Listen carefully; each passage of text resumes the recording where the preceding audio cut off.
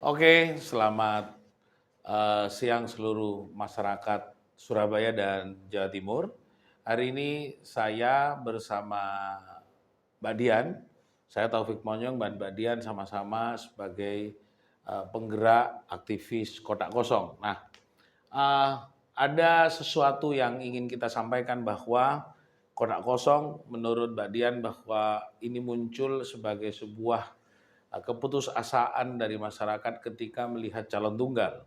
Nah, kami ingin berbincang dan panjang lebar, apalagi esok kita akan melihat ada sidang pertama tentang gugatan di Mahkamah Konstitusi.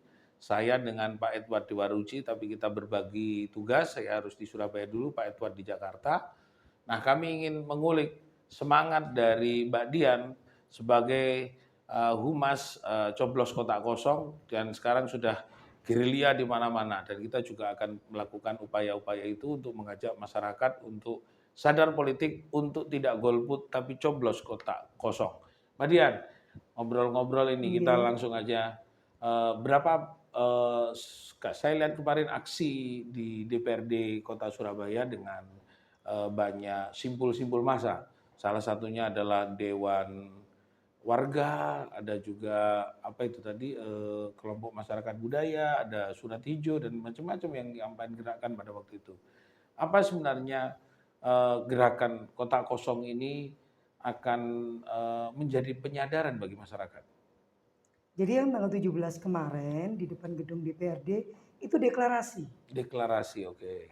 bahwa coblos kotak kosong itu adalah satu gerakan taktis di mana perkumpulan daripada organ-organ nasionalis kebangsaan dan para pejuang surat hijau. Mm-mm.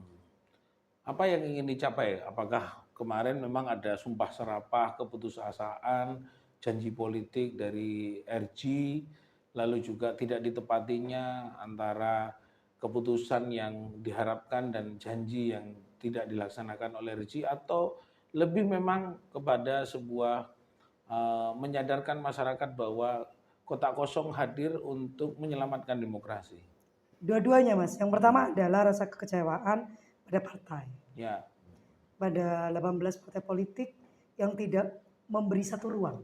Hmm. Gitu ya, mengakomodir aspirasi dari rakyat yang tidak setuju dengan calon tunggal.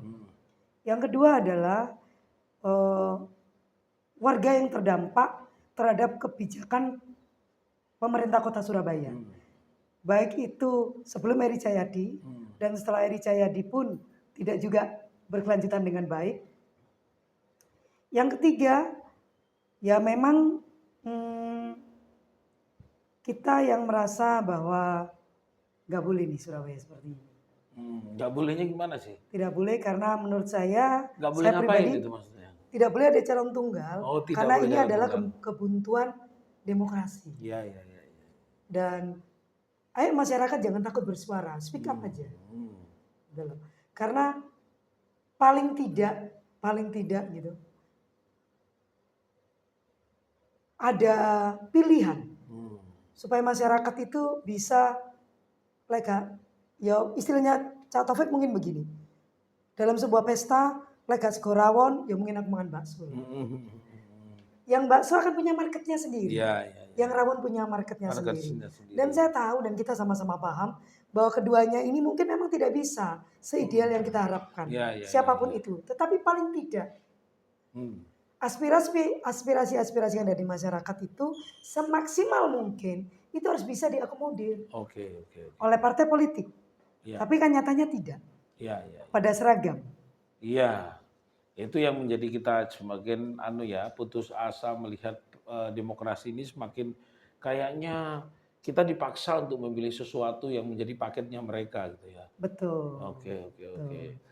Nah, pemirsa, kotak kosong di Surabaya, Indonesia, Jawa Timur, kita melaporkan ada 42 kota kabupaten dan satu provinsi, jadi total sudah 43.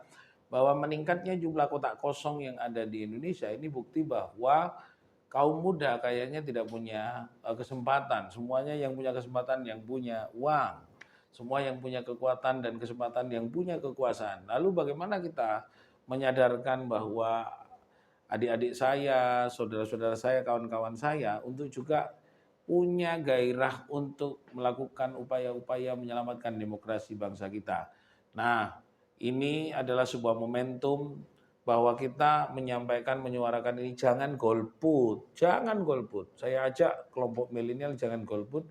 Tapi ketika sudah kita melihat tidak ada prestasi dari kepala daerah, juga tidak punya ruang untuk memberikan lapangan pekerjaan untuk kaum muda, tidak memberikan kesejahteraan buat masyarakat, tidak bisa memberikan pelayanan kesehatan yang layak kepada masyarakat, tidak memberikan gratis pendidikan buat masyarakat. Nah, ada persoalan dong. Kita disuruh bayar pajak hampir sekitar 12 triliun di Surabaya, sampai tahun depan ini 17 triliun.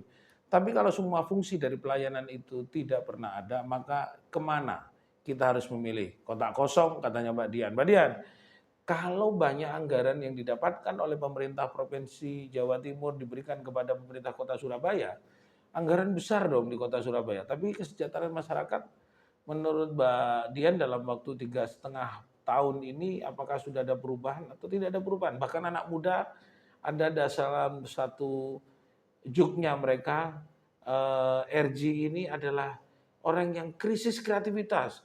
Apakah nanti dia bikin gorong-gorong anak muda, wisata kita ke Surabaya, gorong-gorong dong. Kayak gitu.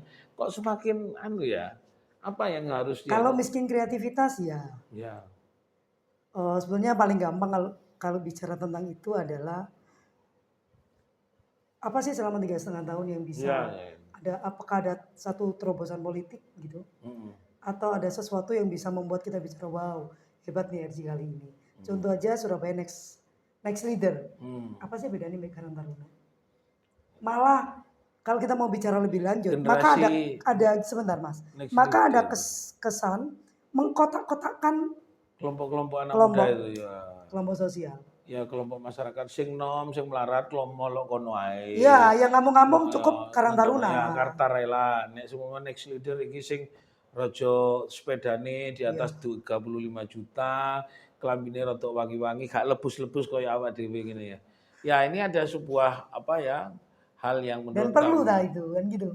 Ya gak boleh disparitas. Harusnya yang ada inilah yang dimaksimalkan. Terus. Ya kan, yang ada itu yang dimaksimalkan. Sehingga kita bisa melihat selama dia memimpin Karang Taruna yang dulu mati, sekarang bagaimana. Jangan ini aja, kalau misalnya pohon yang tunas belum berkembang, gitu, kita tunggu bunganya seperti apa. Belum bicara buah nih, bunganya seperti apa. Belum lagi ini mau berkembang, ini sudah masuk yang baru. Baik pemirsa Kotak Kosong di Surabaya, Jawa Timur, dan Indonesia. Kita semangat dan Mbak Dian, kita sama-sama sepakat coblos kotak kosong. Tangannya begitu dong, biar tidak kotak kosong. Kosong kan. Baik, terima kasih. Semoga semua anak muda kita nyoblos kotak kosong, tapi jangan golput. Datang ke TPS untuk ngawal hasil perolehan agar anak-anak muda di Surabaya, di Jawa Timur, dan di Indonesia tetap punya partisipasi terhadap demokrasi di 2024. Terima kasih. Wassalamualaikum warahmatullahi wabarakatuh.